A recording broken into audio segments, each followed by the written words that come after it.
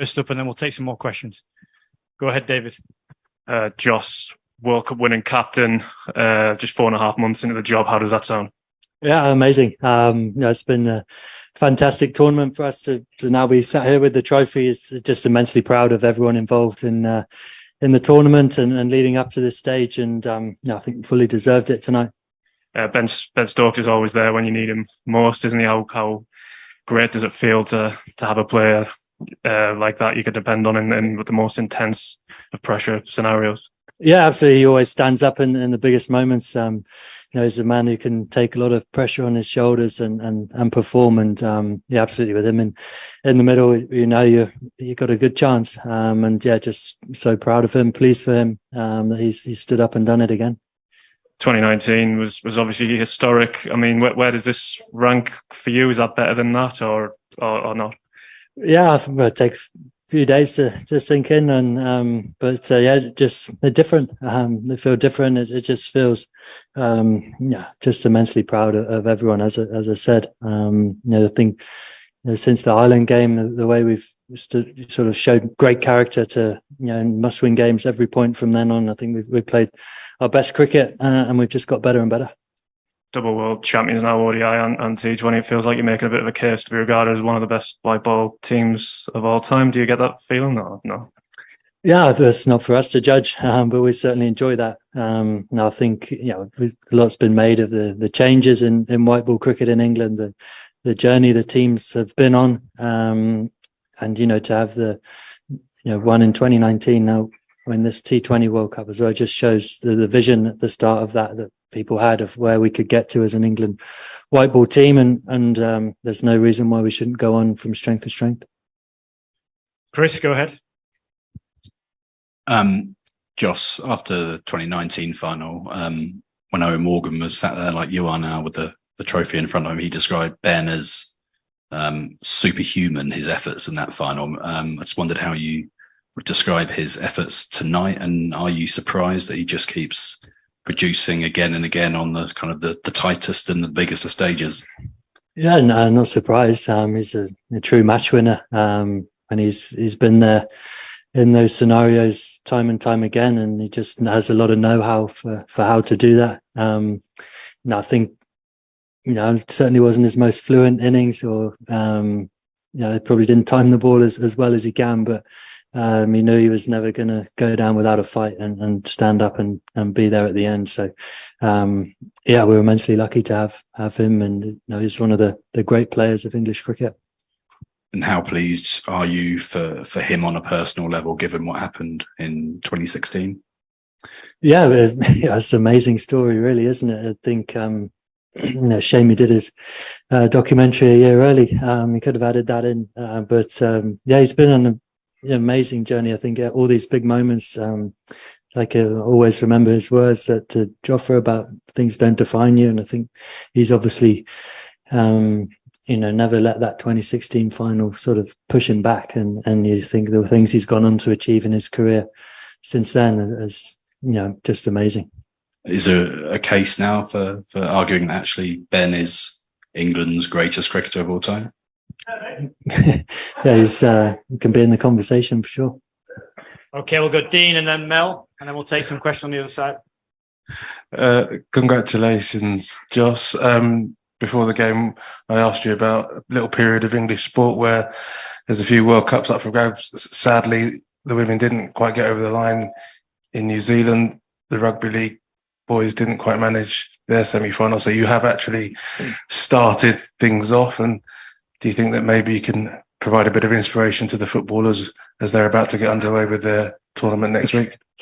Yeah, I hope so. I hope it's the start of a great tournament for them. I saw Harry Kane sent a message wishing good luck to the team as well. So we're grateful for that. And we're all immensely proud. We're a fantastic sporting nation, I think. And sport is such a big part of English culture. And we know how well supported we are. Fans who travelled here to watch us, millions watching back home. And that support is fantastic. And obviously you've won a double World Cup now. Can you describe the difference between the two, obviously as captain in particular? Yeah, I think this seems take more time to sink in. I think there's a lot. 2019 being at home at Lords and the drama that unfolded, especially in that game, is just an amazing feeling to win. It feels different. That's all I can say, but it's no less good. So just delighted. Mel, then we'll do Louis, and then we'll just take some on this side. We'll finish with Dan at the end. Just looking back to the English summer when you were playing those series against India and South Africa, you talked a lot about how it would take time to gel with a new captain and a new coach. Is there something that did gel that in the sort of lead up to this tournament and this tournament? Can you put your finger on the kind of things maybe that it was? I think relationships take time. You get to know people better and better. You build trust. I'd say the Pakistan tour for the group, not just myself and the coach, but for everyone involved, it just seemed like a really good tour. A lot of, I think, like bonds built. I thought we got back to playing some really good cricket there. We turned up in Australia full of confidence. I thought the series we played before the World Cup against Australia, we played really good cricket. And I just think it's time. Sometimes it takes a little bit of time to get to know people well and get to feel comfortable. And there's so much talent in the group that as soon as we feel comfortable, then we're a dangerous team. And just people talk a lot about the batting depth in the England side, but when you look at some of the injuries that you've had in the bowling department and the efforts of the likes of Adil Rashid and Sam Curren there, just your thoughts on the depth of bowling. Yeah, I think the depth of bowling has been amazing. I think our bowling has improved no end, and I think that's why we're sat here as champions, to be honest. I think our bowling has improved fantastically well. Sam Curren has stepped up and been an absolute revelation. He's a brilliant cricketer. He loves those crunch moments, and he's deserved player of the tournament for this. And we're so proud to have him in our team. And I think you can't underestimate the hard work that people have put in. Mark Wood and Chris Woakes coming back from injuries to get to this point. Chris Jordan being injured as well to get to this point. Guys getting injured during the World Cup, and so just such an amazing effort from everyone. Gentlemen on put your hand up there. Jos, can you throw more light on Sam Curren's bowling? And can we draw a parallel with Wasim Akram's spell in the 92 World Cup? Left armers, 3 wickets. He also took 3 wickets in the final against, between the two teams.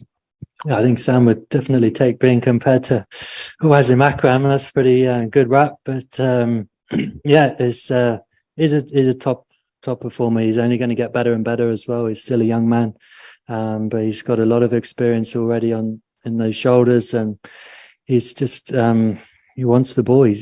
He's the man you turn to tell him he's on, and he's already saying, "Yeah, I want a bowl." So just so pleased for him, his performances, and he's got everything he deserves. Yeah, go ahead. Yeah, Jos, you spoke about the improvement in the bowling. Can you tell us a little more about the process and what work has gone behind the scenes to see this improvement? I think the guys just work hard.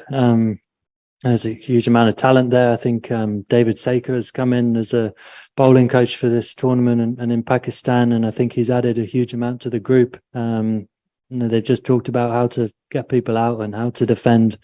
It's not been any technical stuff. I would say it's very tactical. Everyone seems very clear. Guys taking a lot of ownership makes my job a lot easier to sort of pass it over to them and say, I trust you to bowl whatever you think you need to bowl. And they've just taken that ownership and been brilliant. Gentlemen at the front, and then we'll finish off with Louis and then Dan, and then we're done. Go ahead. Jos, Vimal Kumar here. For a long time, English cricket was seen as too rigid, too structured, very conservative. But now, on the other way, subcontinental teams were seen as full of daredevilry, innovation. Now with 2 back-to-back defeats, the subcontinental giant, do you think that perception will change? Yeah, I think the perception of our team has changed a lot over the last few years. We've certainly not played it safe, and we've had results doing that, and we know we've always tried to push the boundaries, tried to get ahead of the rest of the world and be braver than anyone else, and we'll take what comes from that. we know that we'll slip up along the way, but we certainly trust that method, and it served us well, and we trust it in big games as well. Louis and then Dan to finish. Jos, that period during the power play when Pakistan's quicks were really firing, how difficult was that, for you personally? And then kind of what did it say about Ben to be able to overcome that and, overcome them? Yeah, we know they're a fantastic bowling team. Certainly wasn't a straightforward wicket when you hit the right areas. They managed to get the ball to move off straight and threaten both edges. It was tough, to sort of trying to come through that period. And I thought that was going to be massive if I could get out of the power play and sort of then control the run chase. They bowl well, but we managed to soak up enough pressure and managed to counter punch when we needed to. Dan, last one. Thank you. Hi, Jos. I just wanted to follow that up a little bit on the pitches that this tournament has been played on. I suppose the variety of them, the fact the bowlers have been in it, there has been a bit of that movement around. I mean, what has that done for the tournament in your view, I suppose, as opposed to some other types of T20 cricket we see around the world at times? Yeah, it's certainly made people adapt. It made the batters have to think differently. Bowlers have been able to attack at certain times. The ball swung throughout the tournament, which it's added a different dimension. That'll be one of the sort of themes throughout the tournament. And like you say, you play in different parts of the world and different challenges are faced. That's why as an international team, you have to be able to adapt really well to be successful. We've certainly managed to do that. It's been an interesting tournament, and it's certainly thrown up some upsets along the way and some different styles of cricket. But we're just delighted to get over the line. Thank you. Travis, can you take the trophy and Jos back to the sheds? Thank you.